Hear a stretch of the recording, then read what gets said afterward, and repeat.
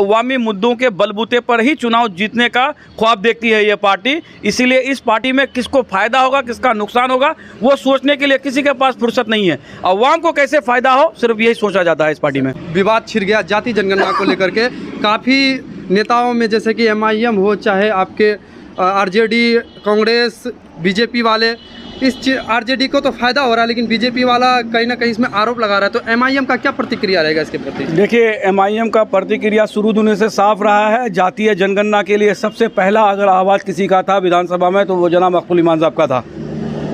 हम लोग इसकी हमेशा सपोर्ट कर रहे थे कि जातीय जनगणना होना चाहिए, और जातीय जनगणना के आधार पे जिसकी जितनी आबादी उनका उतना हिस्सा, ये हम लोगों का शुरू से नारा रहा है। और जनाब अख्तुल ईमान साहब जो एक कमेटी माननीय नीतीश कुमार जी के यहाँ बैठा था, वो कमेटी से निकलने के बाद फ़ौरन उन्होंने यही कहा था कि अब जब हमारा परसेंटेज तय हो गया तो जाहिर सी बात है कि हमारी हिस्सेदारी भी तय होनी चाहिए। ये बात सामने निकल करके आता है कि लगता है कि MIM कहीं RJD को सपोर्ट तो नहीं कर रही है, बिहार सरकार को सहमति दे रही है। देखिए, बहुत चीज़ सपोर्ट वाली कोई बात नहीं है। MIM हमेशा हक के लिए लड़ाई लड़ती है। MIM को जो सही लगता है उसके बोलने से अगर किसी पार्टी को फ़ायदा होता है या किसी को नुकसान होता है, उसकी परवाह किए बिना अवाम के लिए MIM पार्टी के लोग हमेशा खड़े रहते हैं, और अवामी मुद्दों के बलबूते पर ही चुनाव जीतने का ख्वाब देखती है ये पार्टी। इसीलिए इस पार्टी में किसको फ़ायदा होगा, किसका नुकसान होगा, वो सोचने के लिए किसी के पास फुर्सत नहीं है। अवाम को कैसे फ़ायदा हो, सिर्फ यही सोचा जाता है इस पार्टी में। 17 से 18% मुस्लिम आबादी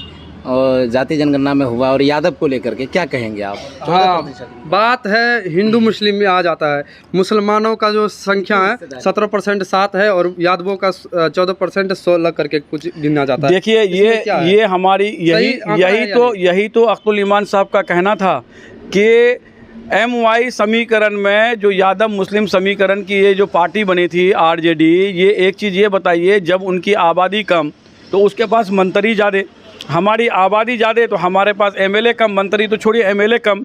तो ये कम से कम अख्तुल ईमान ने अवामों को मैसेज दिया है कि आप 18% में हैं, यादव 14% में हैं। तो जाहिर सी बात है कि हमारा भला ज़्यादा होना चाहिए, उनका भला कम होना चाहिए, लेकिन ऐसा हुआ नहीं। ऐसा हुआ अगर होता तो आज हम लोग इतने